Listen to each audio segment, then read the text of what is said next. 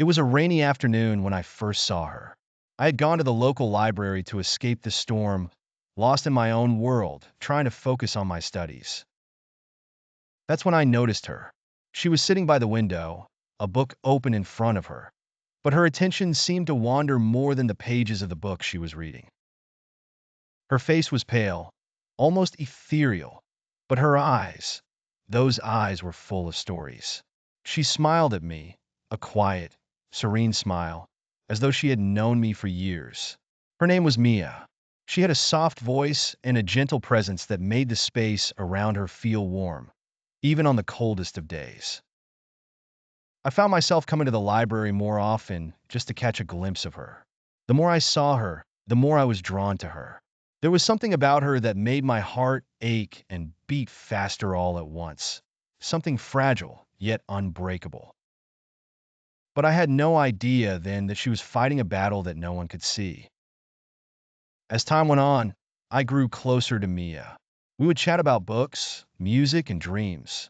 She told me about her love for poetry and the beauty she found in the simplest things, like the way the rain tapped on the window or how the sunset made the sky look like it was on fire. There was so much life in her words, so much passion in the way she spoke, that I couldn't help but fall deeper for her. But Mia never talked about her health. She would get tired quickly, sometimes paler than usual, but always with that same warm smile, pretending that nothing was wrong. One day, when we were sitting in the park, I asked her, "Mia, do you ever get scared of not being around anymore?" Her smile faltered for a brief moment, and I could see the sadness in her eyes. But she quickly brushed it off. "We all have our time," she said softly. "I'm just trying to make the most of it." That was the first time I realized that something was wrong, but I didn't want to push her.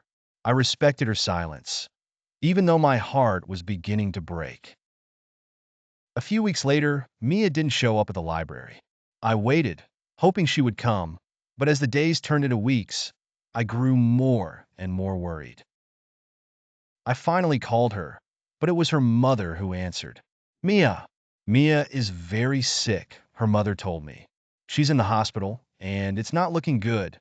I felt as though the ground beneath me had been pulled away. I went to the hospital the next day, my heart racing with fear. When I saw her, lying pale and weak in the hospital bed, it felt like a cruel joke. This was not the vibrant girl I had fallen for. "I didn't want you to know," Mia whispered when she saw me, her voice barely audible. "I didn't want you to pity me." I shook my head, holding her hand. "I don't pity you, Mia. I care about you. I love you." Her eyes filled with tears. "You deserve someone whole, not someone like me."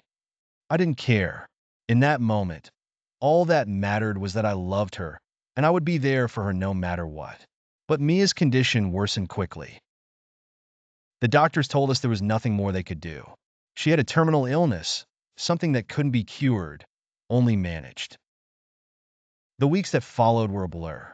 I spent every moment I could with Mia, holding her hand, telling her I loved her, sharing our hopes and dreams, even though I knew we had no future together.